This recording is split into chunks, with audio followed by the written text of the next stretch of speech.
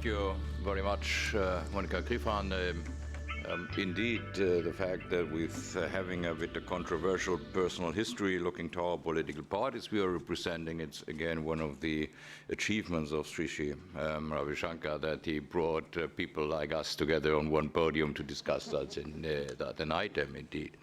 I'm very happy to be here. In a few minutes to describe these basic issue, having heard so impressive speeches in the beginning of the conference is a challenge, of course. People like me had an experience in trying to make things workable. So what is a consequence from basic beliefs you have? We are a leadership conference, as it is named. So the question everybody has is what can be done and what are the measures for that, what can be done to shift society a bit in the direction we are thinking about. And this is indeed a new and shortly identified item to discuss that. The experience in Germany was that in the last period of the German National Parliament, we had an investigation committee which worked for years about the issue of growth, wealth, and quality of life. And of course, all these items we are discussing here were raised there, either the right technique of measure, the individual wealth, society wealth, the development of wealth in the world, what is happiness, and how indeed, again, the Office for Statistics can measure happiness worldwide with certain criteria. Is there a contradiction between creating wealth and creating happiness in a society? What are the basic needs Monica Griffan mentioned, which have to be solved first before we are in a situation like us today in this meeting room in the center of Europe to discuss how important growth is? To give you an example, I think when we are talking about the development in Africa, to know that the nations of sub-Saharan Africa have in the last 10 years, first time in history, may be measured, but we can see it, an average growth rate by, let's say, 4% overall, which indicate that there is sustainable growth in the countries which enable them to be part of an international trade system with first very careful steps, which enable them to be a partner of international connectivity in the world of today. Then for them, I'm pretty sure that the question how important growth rate is very fundamental.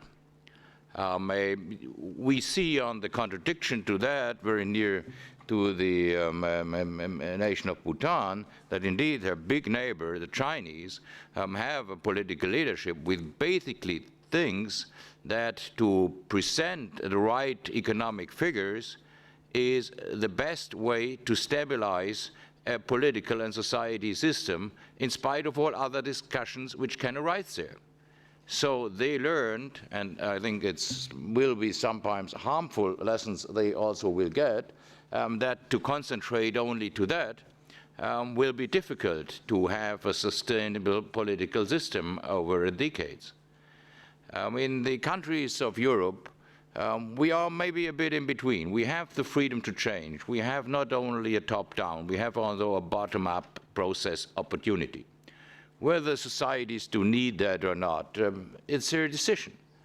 But it is possible. So we know more about these experiences in the first hand of a discussion which is appearing in the world at the moment. And I think there occurs the issue that we have to define whether it is a real contradiction to talk about wealth and development of wealth and having a peaceful and happy society. And I think we are again in the danger that there is a paradigm discussion which becomes so fundamental that it is near to religious discussions who is right, these people are in favor of economics and data and developing infrastructure and having all these what is at the end added to a GDP rate in a country, and others who are fighting against any growth perspective, less infrastructure, less connectivity, to calm down political activities towards economics in countries to say it's not sustainable.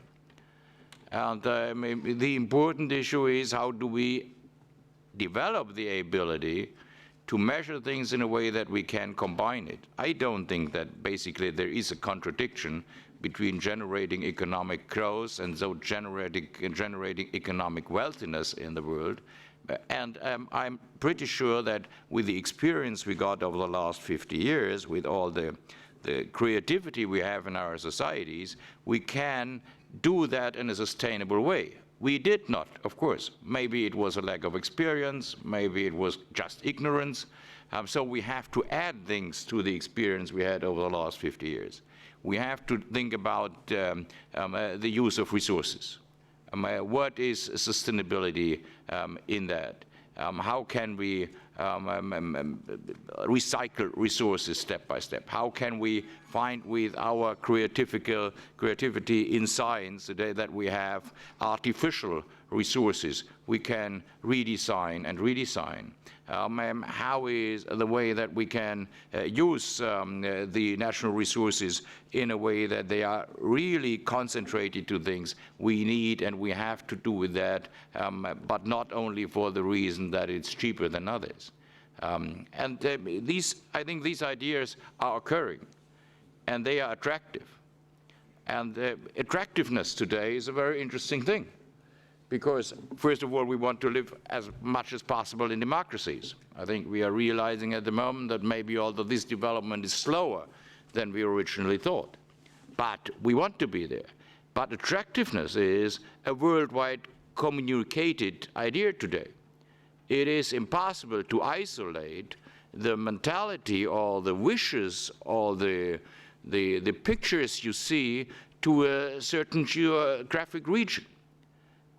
When we are talking about how people want to live, I think we should not underestimate that people who see in the TV, in the internet, as we are communicating today, what is possible. See, all they are joining this meeting today via internet. See that we are living in a relatively comfortable atmosphere here. They are asking whether they can hold conferences in the same way. It is not our right to tell them, sorry, that's not sustainable. No, the necessary answer is we start thinking how we can deliver in a sustainable way. And that will create compromises. The compromise of how to develop infrastructure, how to develop traffic, how is the path of decarbonization of a society possible, knowing that we have to accept that other developing countries need carbon for a longer time to come on a level which they have. And at the same time asking the question that this old story is not away, but it is not the only story of the future. And when we can find there a compromise which enables us to say, well, we need society structures which are reliable to a life where everybody respects each other, that we have a discussion of religions which accept that religion is important for the peace of a society, but at the same time religions have a responsibility for peace, and it's illegitimate to think about sustainable religious life without thinking about the obligation to organize peace. And this is a very actual debate, but it's a debate in a lot of countries all over the world, sometimes stopping development of economics, sometimes bringing people in the hope that they are only concentrating to economic development. One and the other is wrong.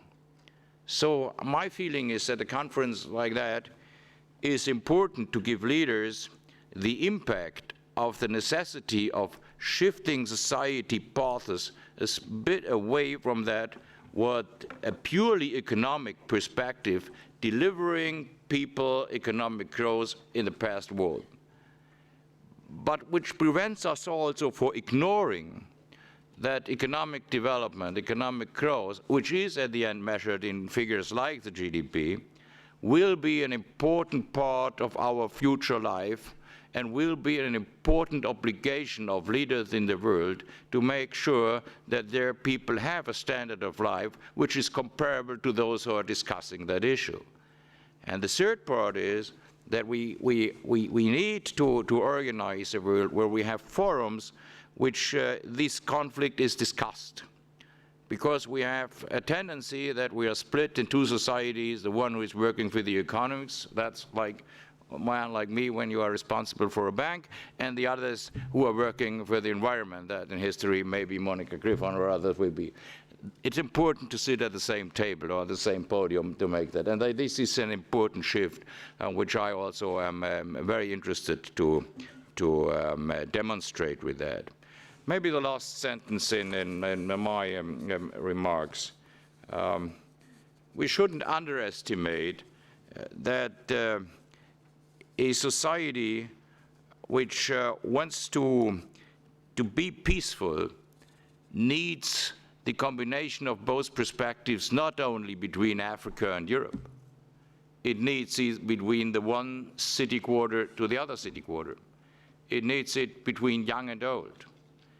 And there, this is not an easy discussion because the old economic world faces all the problems the whole globalized world faces in their own borders.